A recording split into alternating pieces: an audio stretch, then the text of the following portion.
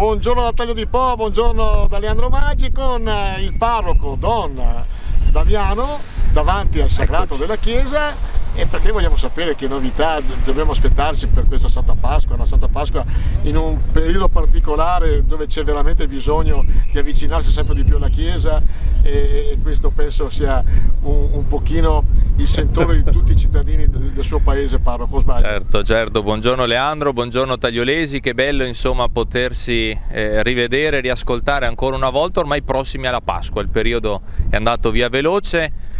Abbiamo finito un periodo, almeno sembra che stia finendo, un periodo complesso come quello dell'epidemia, è iniziata la guerra, siamo tutti un po' in difficoltà anche per la crisi economica che vediamo davanti a noi, sì, abbiamo davvero bisogno di metterci davanti al buon Dio e dire mettici una buona mano davvero tu e aiutaci a sistemare tutta questa grande confusione. Ecco, quindi questa Pasqua riusciremo a viverla perlomeno in presenza, con un distanziamento limitato, certamente con le mascherine, però riusciremo anche a vivere riti esterni, quindi il fuoco all'esterno della chiesa, e perché no, stiamo lavorando con l'amministrazione che è sempre sul pezzo, perché ci dia anche la possibilità, mi pare che siamo a buon punto da parte loro e anche da parte nostra per provare l'organizzazione della Via Crucis cittadina. Mi dicevano prima che arrivassi che si faceva, mi pare sia una cosa bella e buona da poterla fare. Ecco, io ne approfitto della telecamera, perché ho visto il sindaco di Taglio di Po. Ma dai, sindaco, sì, mi pare, eccolo qua, per favore, sì. Al parroco, così vediamo se riusciamo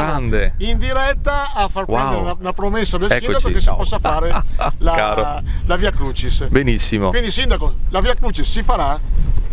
Come da tradizione sì, ci stiamo adoperando, come si diceva, per riuscire appunto a costruire questo momento della nostra comunità, quindi con la nostra protezione civile, con la polizia locale e con la parrocchia San Francesco. Quindi una Via Crucis particolare, ci diceva fuori onda prima il parroco, da Montesecco, per chi non la conoscesse, diciamo un po' fuori dal centro storico, per poi 4-5 tappe per arrivare poi alla fine davanti alla chiesa. Esatto, è bello ripercorrere un po' quasi tutte le stazioni, vediamo poi la strada c'è, in modo tale anche all'aperto, distanziati, ordinati, però poter pregare anche con i segni esterni, e poi arrivare alla grande veglia pasquale che vivremo alle 10 della sera del giorno dopo, del sabato santo, e così insomma faremo festa assieme, faremo Pasqua, e chissà davvero che con questo segno, come abbiamo vissuto un bel carnevale tagliolese in cui cuori, colombe e desideri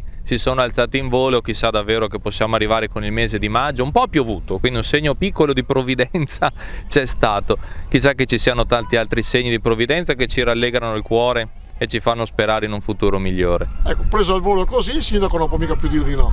Ma il sindaco è fantastico, quindi grande. Era già previsto. Era già previsto. Era già scontato, quindi grazie della disponibilità e grazie, che bello poter lavorare assieme.